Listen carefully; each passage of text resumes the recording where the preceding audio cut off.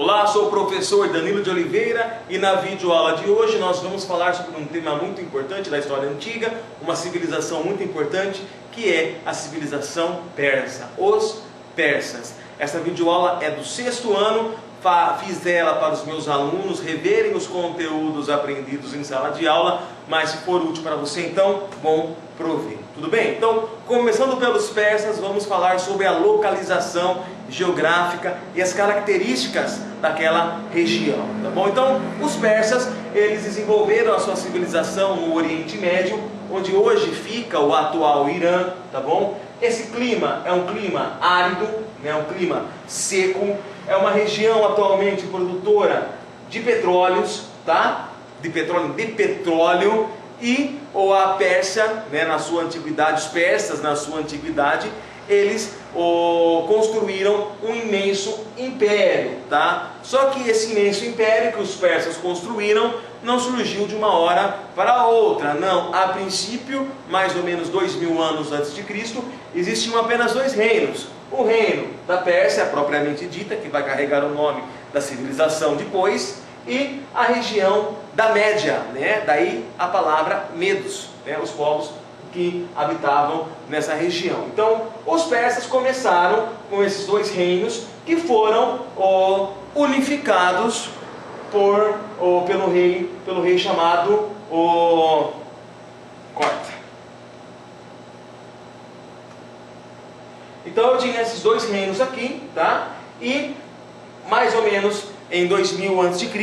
acontece o que? Acontece a unificação desse território, né? Então as duas áreas são unificadas pelo rei Ciro, e aí, a partir dessa unificação, começa o que? Guerras de conquistas, e o Império Persa vai se expandindo, né? Até que no seu auge ele foi praticamente se estendeu do norte da África até toda essa região aqui da Ásia, chegando à Índia, se tornou um dos maiores impérios da história da Idade Antiga, tá bom? Então, realmente, os persas, eles conseguiram um grande destaque na história antiga. Tudo bem? Tá?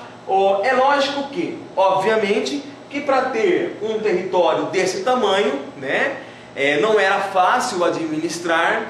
Então, qual que foi a solução que os persas encontraram? Tá? Primeira coisa, criar um sistema de estradas, um sistema de comunicação que facilitasse o quê? O controle do imperador, né? O controle do Estado sobre as demais extensões dominadas. Então, os persas construíram grandes cadeias de estradas, construíram um sistema de mensagem parecido com o correio que existe hoje em dia. Isso foi fundamental para que eles conseguissem administrar o território deles, tá bom? Outra coisa que vale destacar é o seguinte: os persas, diferentes de outros povos, quando dominavam um povo adversário, eles procuravam respeitar a cultura, os costumes e até mesmo a política que vigorava naquela região. Tá? Então, por exemplo, dominei uma região nova, né? Eu não vou obrigar esse povo a seguir a minha religião, eu não vou obrigar esse povo a mudar a língua oficial, talvez eu não vá até mesmo trocar o governante desde que ele esteja alinhado a mim. Então o que acontecia? Os persas dominavam, e com essa tolerância que eles possuíam, tá? As chances de terem revoltas eram menores. Então, com esse modelo de política, tá? Ficou facilitado que eles tivessem também uma grande extensão territorial, tá bom? Então, o que eu não posso esquecer, recapitulando: os persas, Oriente Médio, onde hoje é o Irã, formaram uma grande civilização. Começaram ali com dois reinos que foram unificados, da Pérsia e da Média. Para governar, construíram estradas, construíram sistemas de correio, respeitavam os povos dominados, dividiram o imenso território em várias partes. Percebam no mapa, tá? Então, a Pérsia, né, os persas, eles dividiram o reino deles em vários setores administrativos que eram chamados de satrápias. E cada satrápia tinha o seu sátrapa, que era o seu líder, que era, digamos, um puxa-saco do rei, né? Então, tudo que acontecia na satrápia, o rei ele era comunicado. Então, lógico, né? ficava muito mais fácil administrar esse território. Tudo bem? Tá?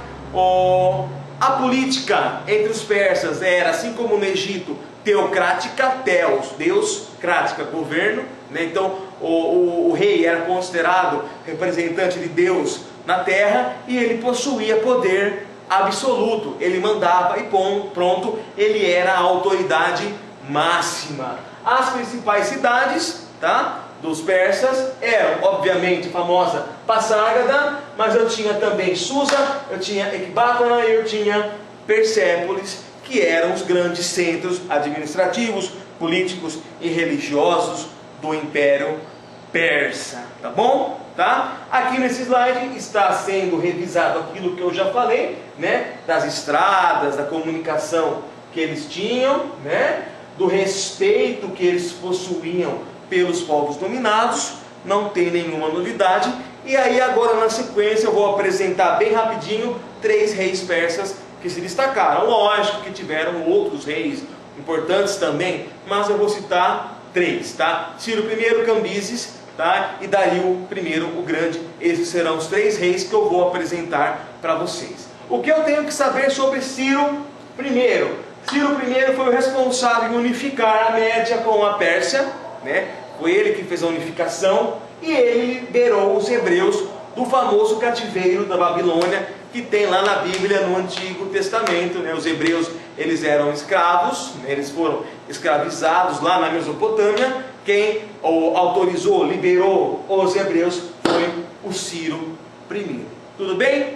Tá? Próximo rei que eu vou citar, Cambises, né? Um rei importante, que a história dele se mistura com a história do Egito. Ele conquistou o Egito também por um período, tá? Mas, por outro lado, ele não teve a mesma sorte que o Cambises, porque que o anterior, que o Dario I, para fazer essas anexações. Então, o que destaca mais aqui é a campanha dele no Egito, tá? E por fim, esse sim, importantíssimo, né? O Dario I, o Grande, porque formou um grande território. Foi nessa época que os persas atingiram o seu apogeu, tá? Ele era primo do Cambises, ele é considerado por muito o rei dos reis.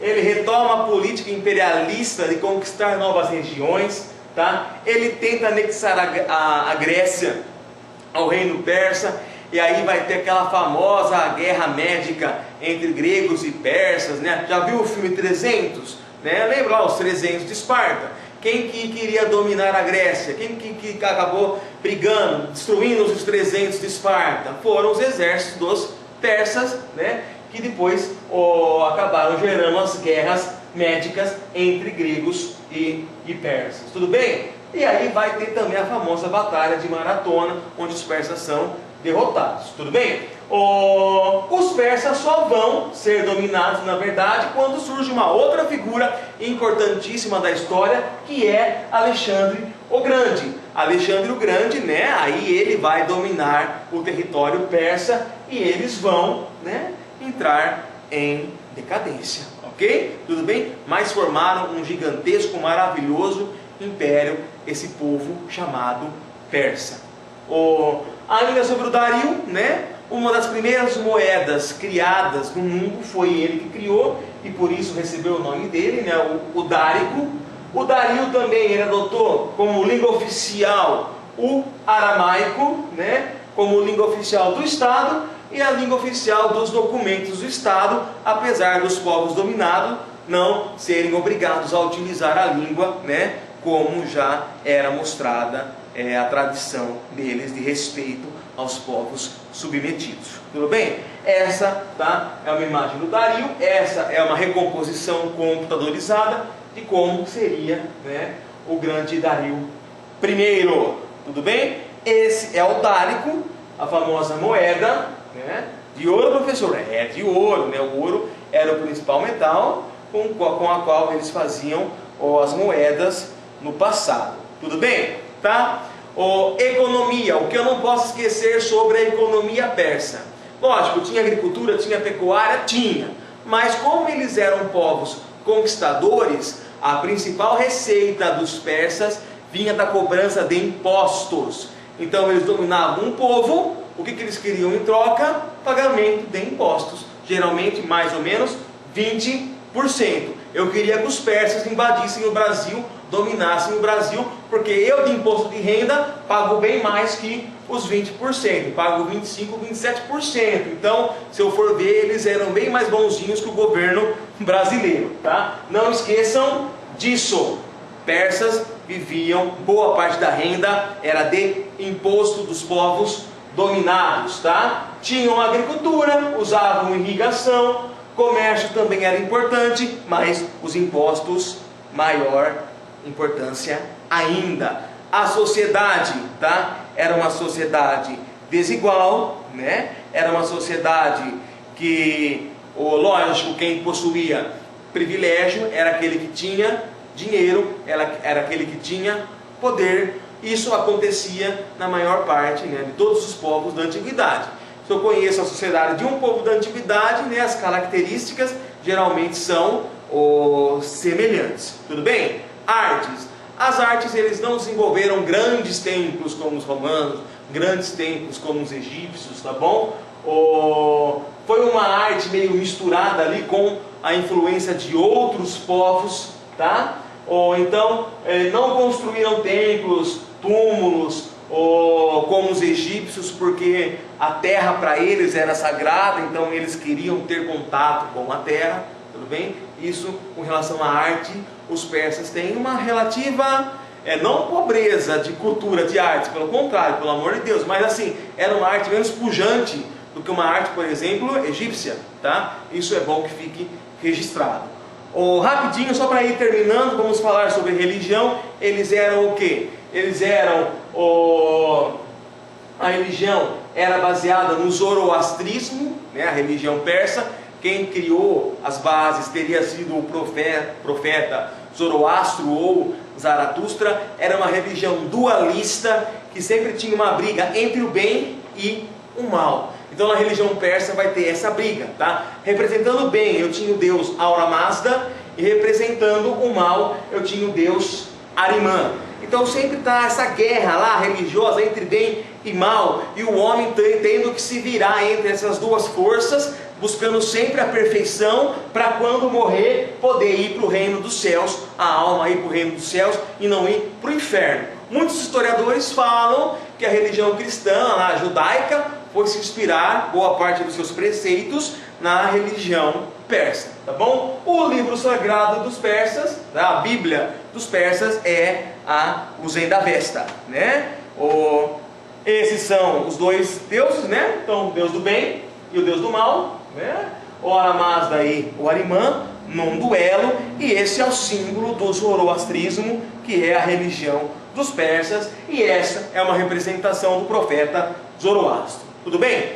Então, se alguém tiver alguma dúvida, foi bem rapidinho essa videoaula, né? Estou meio acelerado hoje, não sei se deu para entender. Se ficou alguma dúvida em alguma parte, volta, anota. Se quiser mandar uma pergunta, uma sugestão, manda por e-mail que está aparecendo aqui embaixo, prof.danilodeoliveira@gmail.com, e eu vou responder com o maior prazer, tá ok? Então, beleza, muito obrigado. Se alguém tiver alguma dúvida, manda um e-mail para mim que eu respondo, tá? Até a próxima videoaula e um grande abraço, se Deus quiser. Até mais.